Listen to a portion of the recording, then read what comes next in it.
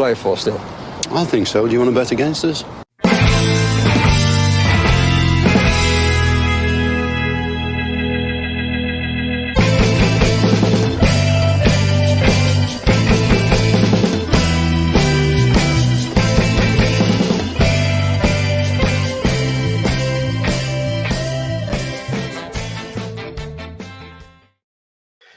Hi, Villa fans, and welcome to For the Love of Paul McGrath post-match podcast. And a post-match podcast that, to be honest with you, is it's going to be flat for the first 5-10 minutes or whatever, because look, nobody wanted the result from tonight that we got. Although I will say, to be able to come back and to draw 1-1 after the entirety of the first 90 minutes, I would go so far as to say, where we were poor.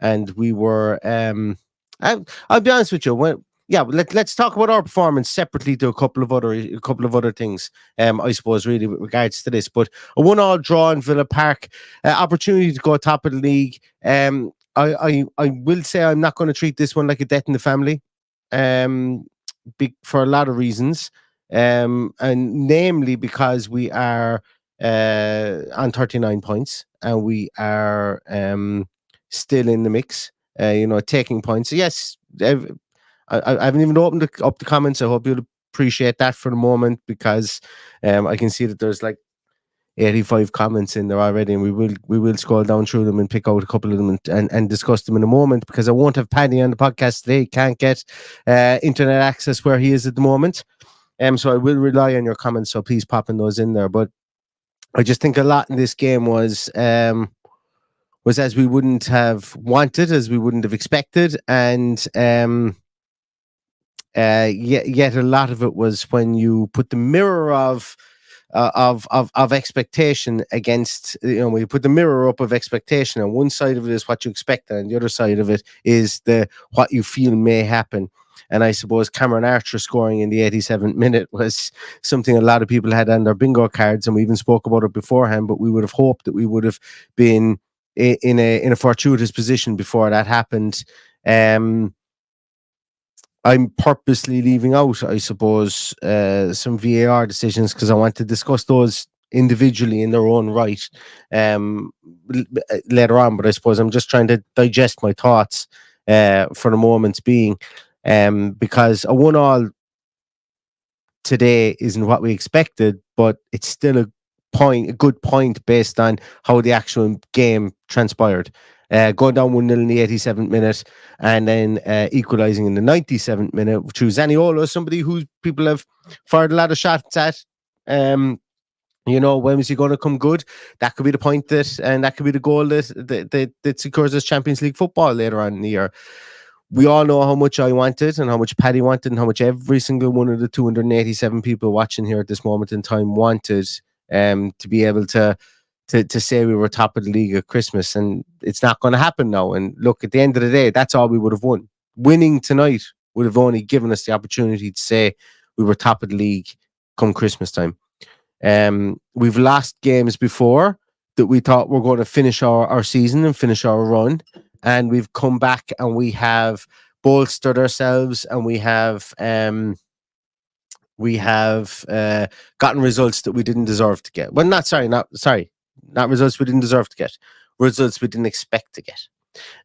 So I am not throwing babies out with bathwaters, or, as I said, treating this like a death in the family just yet, for sure. Obviously, I thought we were going to win today. I think every single Villa fan did. I think every single Sheffield United fan thought they were in for a hard day. They came here to set up and frustrate, and I think they did. They were incredibly lucky in that first half. Incredibly lucky. I'm not going to sit here and sound like a salty fan, because we've been the benefactors of. When I say the benefactors, I mean, like, we've beaten teams we shouldn't have beaten recently. If you look at stature, if you look at where league tables and stuff like that, namely Man City and Arsenal. And when I say we shouldn't have beat them, please give me a moment to explain that for a moment. Give me a moment to explain that, because I feel we can beat any team in our day, but we couldn't beat Sheffield United today. And give me a moment to explain that as well. But there were teams we weren't expected to beat. Man City and Arsenal. They were going to be our tests. They were going to be our Waterloos, and they were going to be the ones that might have been the ones to knock the wheels off the wagon. And they didn't. But you think back to, the Arsenal game, whereby we obviously had a lot of Arsenal people, a lot of Arsenal podcasts discuss and come up with excuse after excuse after excuse after excuse as to why they didn't win. And we're not going to do that because we played poor in parts of this game today. We were afraid to shoot. And if you don't shoot, you don't score. Unfortunately, if you don't shoot, you don't score. Especially when you're playing against a team of 5 at the back, and that Vinny Souza, who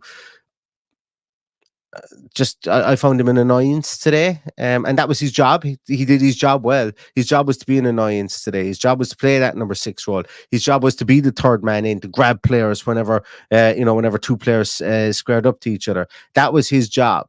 His job was to frustrate. His job was to obfuscate from situations when there might have been a 50-50 battle in the field. And I mean that even, two players going for the ball and he might come in and come in late. And that's fine. That's his job. And he did it really well tonight. And we need to learn how to play against a player like that. We need to learn how to play against lots of players like that as we go through, because we're going to see it in Europe as well. And we saw it tonight. And I think Chris Wilder, that's a staple of a Chris Wilder team, to have that guy. He had it with the likes of John Lundstrom when he was in the team as well. A fella who could, I'm not going to say rise you, but a fella who would always be there to muddy the water whenever something happened. I just thought I genuinely I posted a couple of times in the first half. If you don't shoot, you don't score. And Aston Villa tonight looked like they weren't going to shoot the ball. They were bringing the ball, like they were walking around with it inside in the box for a good period of time, and we just couldn't get shots away for whatever reason, or we weren't taking shots. We were being overly patient. I think there's a trust the process and there's a trust the process, and obviously we trust the process, but every so often you need to have a sighter, because if the goalkeeper never has to get set when he doesn't expect to get set, then you can walk the ball into the box all you want, and the goalkeeper's going to stay clean and have a very, very easy night of it.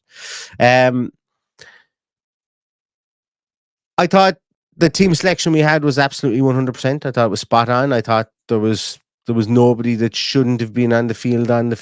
I thought we struggled for a bit of creativity. I don't share the opinion as well that there's a couple of opinions floating around on social media that Diaby was poor. I don't share that. I think he put in a very good shift of play tonight. I don't share the opinion that Matty Cash was poor tonight. I suppose of all the players, I thought looked the slappiest at times, specifically in the first half. I thought it might have been Jacob Ramsey, just because I know what he can do, and there was times when he wasn't doing it, but I wouldn't even call him sloppy if that's the case. I wouldn't call it. I thought that we were very, very patient in the first half, probably too patient to pull the trigger, as I say. And that's the one annoyance I have, is that sometimes we got the ball in the edge of the area, and our goal against Man City, if you just remember that, it comes from a shot from the edge of the area that takes a deflection and goes in. They all count. I don't care how they go in. They all count. And we weren't willing to do that. We were willing to walk it around at the edge of the box, try and get into the box, have crosses into the box and get the second ball. And, there were certain instances where we got a lot of joy out of that, but we couldn't put the ball in the back of the net. And we didn't really work Wes Fotheringham either. The only time we really, really worked him, truth be told, was the Alex Moreno save on 89 minutes. That was the only time he really had to make a decent save, I think, and that's the disappointing part for me. Is that we were overly patient, probably, if that's true. Now, I suppose a lot of people are going to be on, and once again, I do apologize. Keep commenting, and I will come to your comments in a moment. I'm purposely want to keep my train of thought here for a moment. As you know, we come on post-match, specifically in post-match losses, and I haven't a clue what I'm going to say, and I'm trying to gather my thoughts as well, because we come on right on as close to full time as we possibly can. But I want to get to the VAR decisions, and I'm disappointed in VAR today. I'm disappointed. The there'll be lots of fans of football clubs. Like, I'm sure if there's an Arsenal fan that looks into this, they will say karma's a bitch because they feel that Matty Cash handled the ball and that Kai Havertz didn't handle the ball in that goal that was disallowed for them. I think for me, the more I watch the disallowed goal, the more I can understand that there was a foul in the build-up play. And bear with me in this one. I know people are going to say about Ramsey was being pulled out as well. He absolutely was. I can't understand why that wasn't looked at. But Ramsey had his hands in the goalkeeper. And we know you can't have your hands in the goalkeeper. Saying that, the ball is punched out. The ball is recycled through 2 other phases of play before Aston Villa win the ball back. And then when Aston Villa win the ball back, it goes through another further 2 phases of play and it ends up in the back of the net. That's my comment on that one. There was a foul. There were extra phases of play. I don't know the rules well enough. I don't know the rules well enough to be able to say what constitutes a phase of play. I don't know the rules well enough to be able to say if the phases of play even fucking matter. I'm just saying that there were extra phases. There was ample time to get that ball clear afterwards. And how far do you go back, I suppose, is all I'm saying. It was a foul, like there was hands on him from Jacob Ramsey. Completely see that. It's what transpired afterwards. And that's that's my issue with that is I suppose it's just a muddying of the rules that people don't know. And if you want to chalk it off. I've no problem with that. But there were a couple of other things then that happened in the game that were a small bit more blatant. There was a handball in the second half. That's a handball. Every other game, that's handball. It wasn't given. Fair enough. We move on. But my biggest gripe with VAR was the penalty in the first half. And the reason I spoke about Vinny Souza was Vinny Souza has all sorts of hands on Ollie Watkins at the back post. And I wouldn't mind. I'd have no problem with that not being given a penalty if Vinny Souza wasn't the man that heads the ball away. He heads the ball away and he's 2 hands on Ollie Watkins' back and he's a grab of his jersey as well. And how that isn't given as a penalty, I will never know. But all that aside, we're not going to sit here and blame the wind as to why Villa couldn't win. We're not going to do that. Villa didn't shoot. It comes back to this for me. The biggest thing for me is, yes, there were bad VAR decisions that I felt. There were bad VAR decisions. Yes, we got caught with an absolutely sucker punch, stupid goal to give away. We weren't ready for the free kick. We dived in for Hammer and we were still all filing back when Cameron Archer was loose in the box, and it was obviously going to be Cameron Archer that scored. Great goal fantastic goal from Sheffield United. We've scored goals like that before and cheered them out the roof. Have to give them credit for that. I can still, in the same breath, say we should be a bit more prepared for that. It was late in the game. We fell asleep.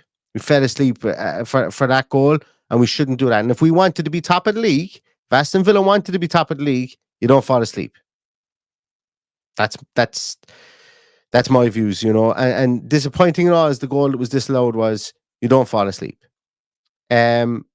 The positive for me, the absolute positive for me was Zaniolo's goal was absolutely brilliant.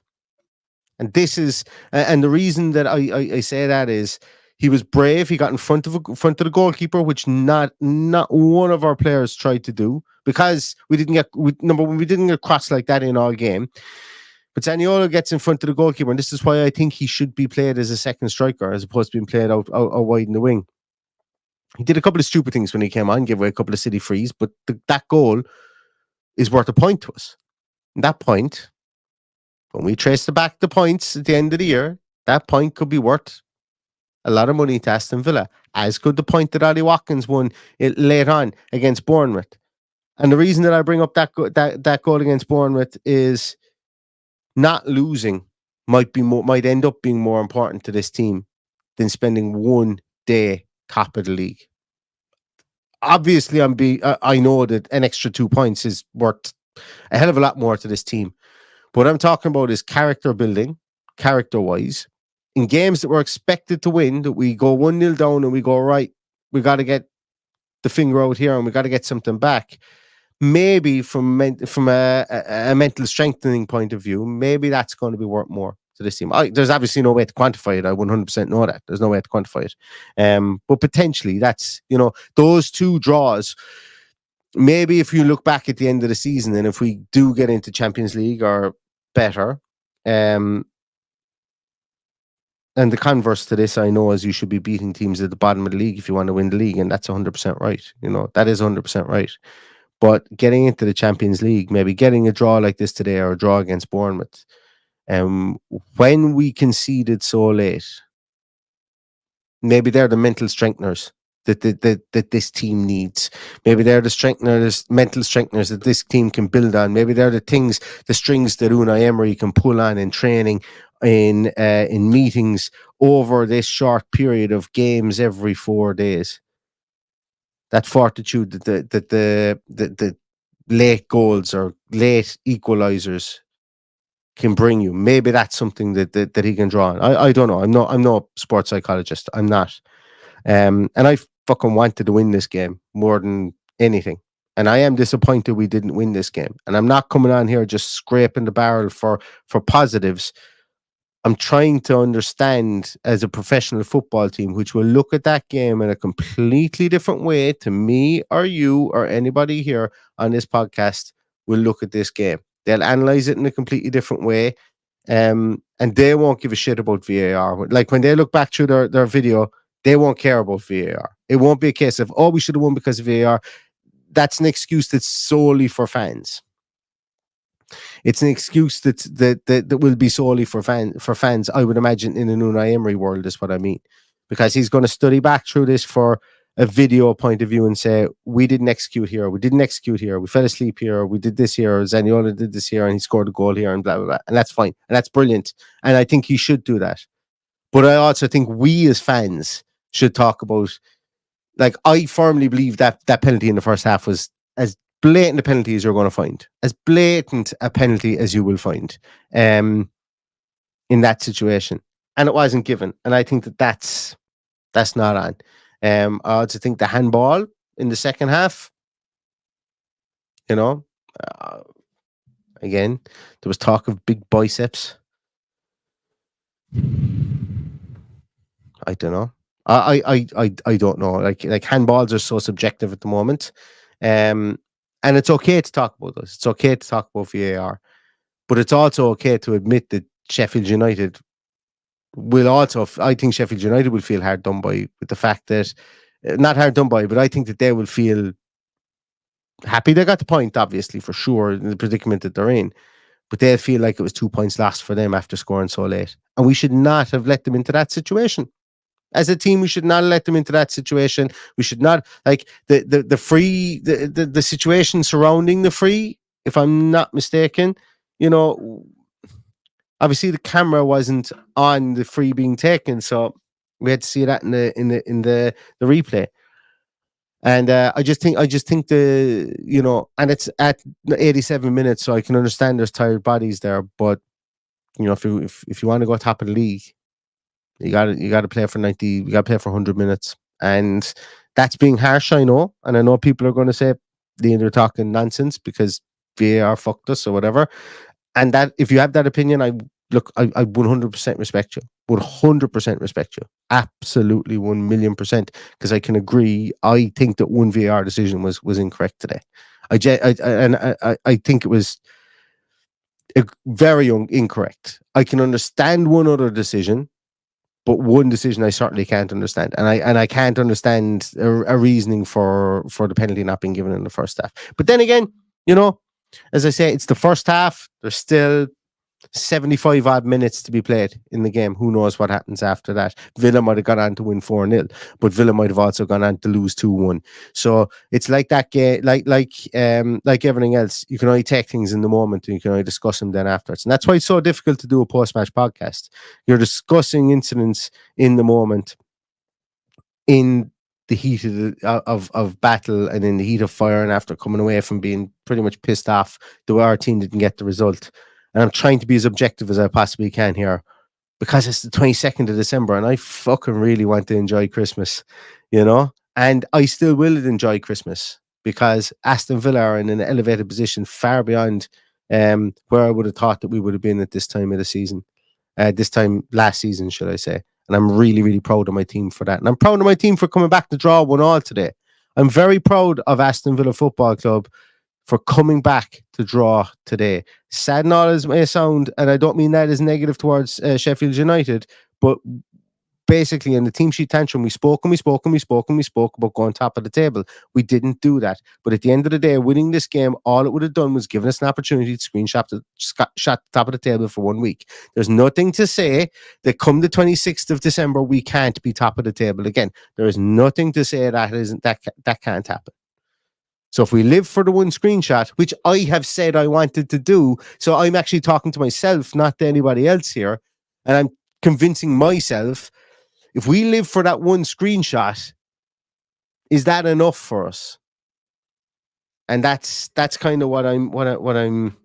It's a novelty. Don't get me wrong, and I would have had it on screen for the whole lot tonight. I had a whole plan to have it here, have it floating around the screen and everything. I was trying to build something, and that's okay. And I've no problem with saying that, and I've no problem with being excited before the game. And we'll have troll fans that'll come in and say, "Oh, you shit the bed or whatever, and your one opportunity to go top of the league." Fine, absolutely. Like, I'm not embarrassed by that, and I don't think any other Aston Villa fans should be. And the only way that I have no problem with any opposition fan saying that, because at the end of the day, Villa are outperforming. And people might say this is small time mentality if you want, but it's realism. At the end of the day, Villa are outperforming, and we can still go top of the league at some stage over the next couple of weeks. We absolutely can. This is a bad day at the office. It was a bad result for Aston Villa from the point of view of what we wanted to do and where the carrot was in front of us. But come the end of the season, this could be a perfect point. It could be a perfect point come the end of the season. The team isn't immune to dropping points when they should be winning them. We're definitely good at winning points when we should be losing them, but we've become very good at winning points when we're becoming better at winning points when we should be losing them, but we're still not immune to losing points when we should be winning them. And if anybody can do that tongue twister later on after a couple more points, there's a prize in the post for you. I'm going to come to your comments. I'm 22 minutes in. I know I spoke about this, that, and the other there about needing your comments as well. And Aston Villa, the armchair fan, says, "I'm angry with VAR, I'm angry with the referee, and I'm mostly angry with the players. They didn't speed up play all match until they conceded. They wanted an easy 1-0 win and ended up drawing 1-1. I find it very difficult to disagree with that. I do. An honest Neil will find it very, very difficult to disagree with that. The only part I'll disagree with is I'm not so much angry with the players. I'm just, as I said, as I went and I explained previously, that I'm just angry at the lack of shots in the first half. I think you need pepper. I think you need to take especially at home. I think you have to have a couple of sighters. You have to keep a goalkeeper honest. And for me, that was my only gripe. I'm not too disappointed with the speed of play, but my only gripe was you have to keep a keeper honest, and we didn't in the first half, I think. Where else are we? Yeah, as English Richard Park says, I think it was a penalty. I just do. Being like, as I said, I've discussed the other VAR decisions. I can understand them. I can see the foul in the build up to the goal. I don't understand where a phase of play begins and ends and so on and so forth, and I don't understand fully the rule, and that's okay.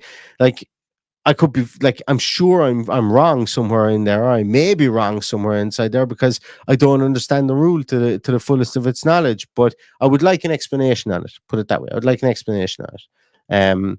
But I can admit that there was a foul in the build up to the goal. Where else is there? Sarko says, we didn't play well enough tonight, but my God, we got absolutely shafted in some decisions.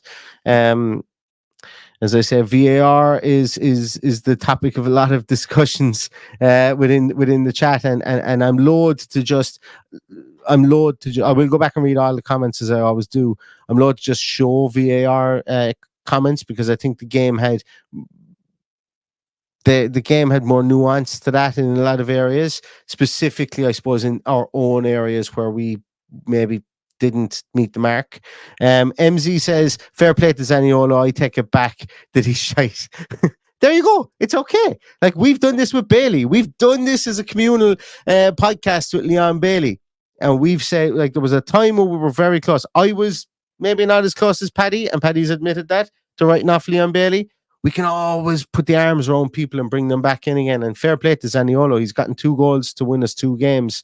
In his last 2 goals in the last 3 appearances, I think it is. And fair play to him. Fair play to him. I'm going to scroll down here a small bit there. A lot of VAR discussion there.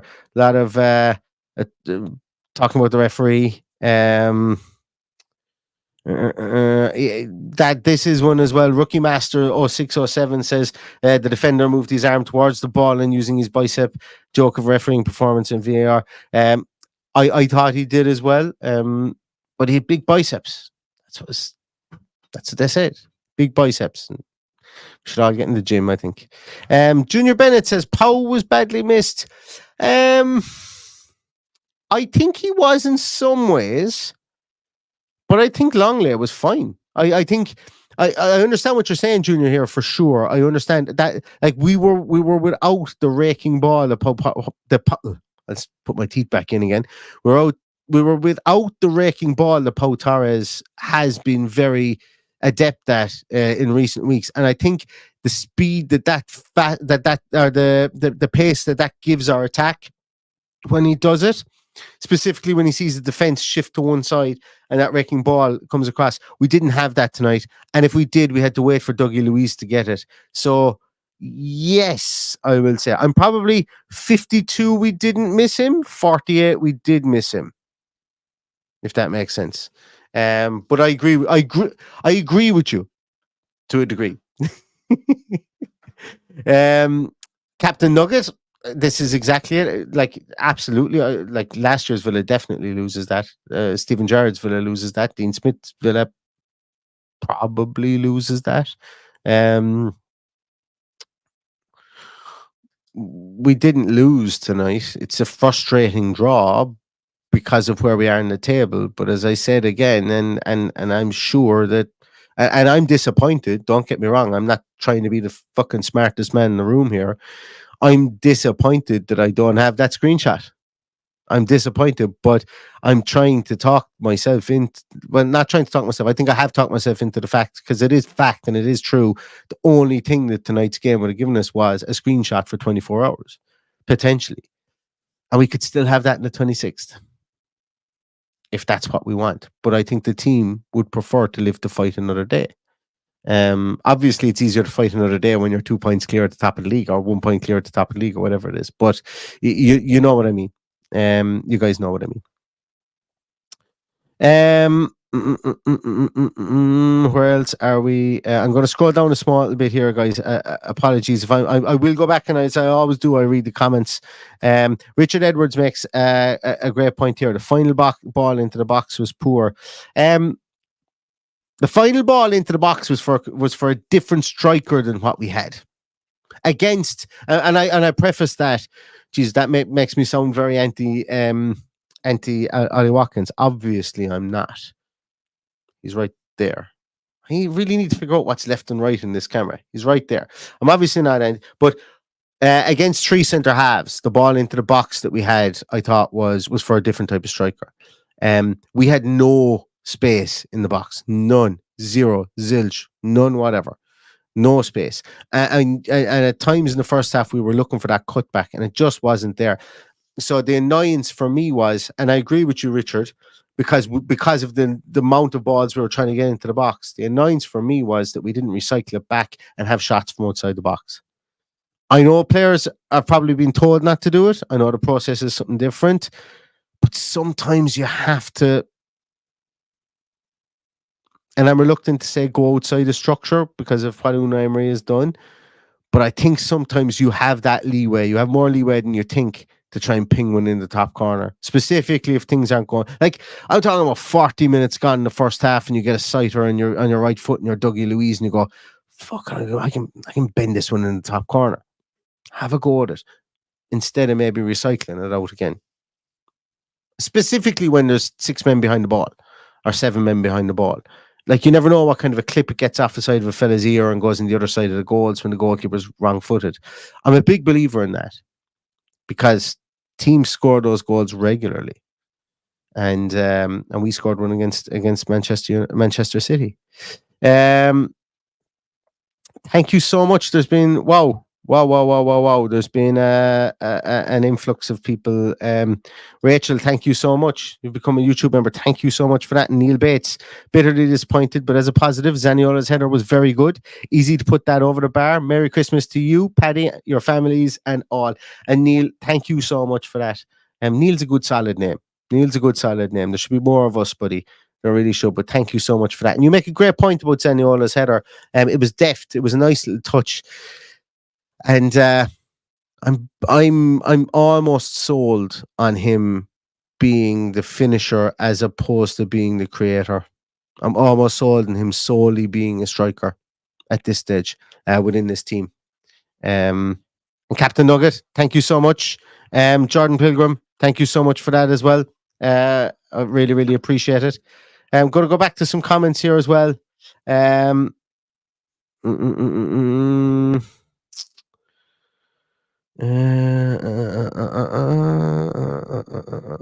Yeah, this is a good point as well. Big Mikey 95. This is what happens when teams are scared of you. Is they just okay, I'm gonna go through your comments in a moment. There's parts I agree with and parts I disagree with, and that's absolutely fine. That's what this course is all about. And I love you for putting in the comments. So thank you so much. This is what happens when teams are scared of you. They just sit all 11 men behind the ball. Look when we scored I presume that their kickoff, they thought they were playing rugby. It's always hard to break down. I agree with the premise of that for sure. I'm not quite sure how scared they were of us, given that we didn't take too many. Like, I know the shots number is relatively high, but I don't think we took an awful lot of actual shots that made a real difference in the game. And I'll go back to this. I think in a game like this, I've got PTSD over when Aston Villa played Burnley under, was it Smith or was it Gerrard? I think it might have been Smith, and we crossed the ball something like 50 times in the game, and we didn't have a shot. And I think I just have PTSD after that, because there's nothing to be lost by having a pot shot every now and then. Keep a team honest. And I agree with you, but I agree with you in everything apart from the scared. They did set 11 men behind the ball. I think when teams sit 11 men behind the ball, sometimes having that shot to see if something squirts in your favour is as good as trying to cross the ball in and see if something squirts in your favour. It changes the point of attack. But who am I? I'm a fella sitting in my room in Galway. I'm not a tactical genius at all, and never ever claimed to be, for sure. Where else are we going to go? Where else are we? A lot of well dones to Zaniolo. A lot of people kind of agreeing that I'll paraphrase for some of the comments there. That Ramsey was a bit off the pace tonight. I thought he was sloppy. I thought he was sloppy in the first half. Thought he put in a load of work running wise. I must say, I thought that he was where he needed to be. He was. There was a couple of times in the second half maybe where he was blowing smoke, but I thought in the first half he was where he needed to be from a positional wise. I just thought when the ball was at his feet, like there was one instance in the first half. Was it the first half? It was. First half where he passed into Watkins, and it was an eye of the needle pass, but it was behind Watkins. If it's in front of Watkins, I think we were able to manipulate it an awful lot better, because not only Watkins had to check his run, I think McGinn was coming up on the right hand side of Watkins as well, and both of them had to check their run, and it really slowed down the play. And I'm picking on a really difficult pass. I'm fully aware of that. The level of difficulty in that pass was high, but as he gets more attuned and gets more games in, they were the passes he was making towards the end of last season. And he can do it again. He can absolutely do that again. Where else are we here? I think if anything, I suppose that this game probably does show that we might need. Well, obviously, I think you want to be an ostrich with your head in the sand, not to think that we needed one or two people in January, to maintain our position.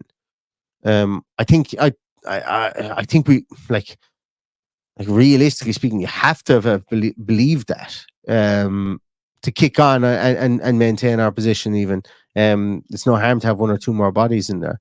I think we will, and I think from an attacking point of view, tonight will probably show that. You know, it's no secret that, and this isn't being disparaging to these teams, but it's no secret that Wolves have held us to a draw, Bournemouth have held us to a draw, Sheffield United have held us to a draw, and Forest have beaten us. Teams that were expected to go and dominate we're dominating in possession, but we're not creating the mass amount of chances that we need to, and we're not converting those mass chances. So there's probably a bit of thought that needs to go into that. And whether it's new, and I think it probably is injection of players, or a player in the attacking side of things and a player in the defensive side of things, whether it be defensive midfielder or whether it be right back or wherever. I know there's a clamour for a new right back. I wouldn't be surprised. I certainly wouldn't be surprised with a new right back for sure. I'm going to wrap it up in a moment, guys, because for two reasons. I have a few more drinks to have. It's Christmas, and I'm finished work today for 10, 11 days, 12 days. So it's Christmas, and we got to get back to that. So as I said at the start of the podcast, this result ain't going to ruin my Christmas. I'm not going to let it. But I am disappointed. I'm disappointed we don't have the screenshot. And at the end of the day, as I said, this podcast will be framed with, that's all we would have gotten from tonight. I want it. I think we should have it. I think the VAR decision was poor. I think we fell asleep for the goal. And I hold all those opinions at the same time. And that's just human nature to be able to do that. So I'm going to finish up as well. Couple more comments here as well. There, where was it? And Gary Howlett makes a great point here. Every game is going to get tougher, no matter who we play. David Dam says we miss Buendia on days like today. I called it out in the team sheet tantrum. I had a feeling I spoke about Diaby. I thought Diaby was better tonight. I thought his work rate was top notch. I thought he looked very, very favourable on his left foot today, as in he really wanted to just have everything on his left foot, and he needs to learn from that, because you ain't winning penalties in the Premier League if every player knows you're going to be turning on your left foot. You ain't getting shots. You're not always going to be able to cut back and curl one in the top corner. So that's something I'd like to see change. And interestingly enough, Bailey had that issue as well last year. It was a big thing where players knew what they had to do with him. Maybe that's something he needs to work on. But Buendia in that pocket in front of a back three or a back two today, that is what he's best at. Frustrating player in his own right, gives away the ball. Buendia, not a complete player, but a good player, very good player, and someone that I hope comes back sooner rather than later to infuse this team. Like, if he was back in 3 weeks' time, arguably we wouldn't need to sign a new attacking player for that position in January. Arguably, I know it's arguably, we all want signings. Hey, I want all the signings we can possibly get. There's nothing I love more than looking at new players, seeing how they'll fit in, doing statistical analysis. But it is a balancing act as well, with who you have and who you can bring in as well. And GTA Remix says, if it makes you feel any better, your last minute goal cost me 180 quid. It doesn't, because it's Christmas, and I don't care whether you support Birmingham. Even if you support Birmingham, I want everybody to have an extra 180 quid in their back pocket. I want everyone to have, I want the world to have an extra 180,000 quid in our back pocket and be happy. I just wish I was that small bit happier tonight than everybody else. Put it that way. But I'm still happy. I'm still happy. We've a lot to be happy about with Aston Villa. We've a lot to be happy about with Aston Villa. And as I say, who knows? We may still get to take our screw. We had a very good chance tonight, and they won't get much better. But never write us off. You know, as I say, as Emmy Martinez says, I'm a believer, mate. I'm a believer. And I also believe that the big man is going to come down my chimney on the 24th of December. And he's going to leave me a lovely present.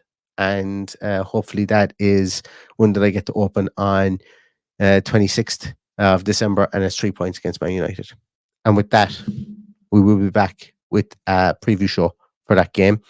And I thank every single one of you from the bottom of my heart for listening to me talk shite, I would say, for the last 40 minutes. I don't know how I did it for 40 minutes, but thanks a million. And thanks a million for everything you do for the podcast throughout the course of the whole year. I'll probably be saying that every single podcast from now, but just in case you miss any of them, I will still thank you, because you guys have been absolutely amazing. The podcast has grown beyond all recognition in the last 365 days. We have massive plans for the new year, and plans that just fall into our laps. We are the luckiest people in the whole entire world, myself and Paddy, and we're lucky because of the interactions you guys have, the fact that you guys follow the podcast, the fact that you guys interact with us on Twitter.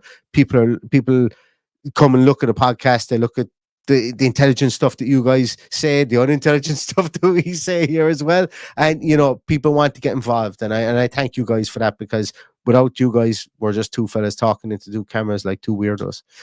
So I do really, really appreciate it.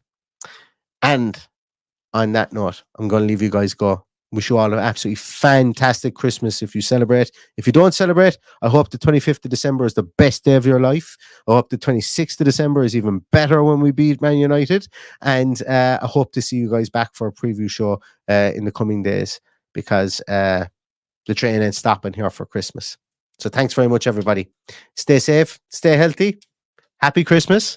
And all that's left to say is up the Villa.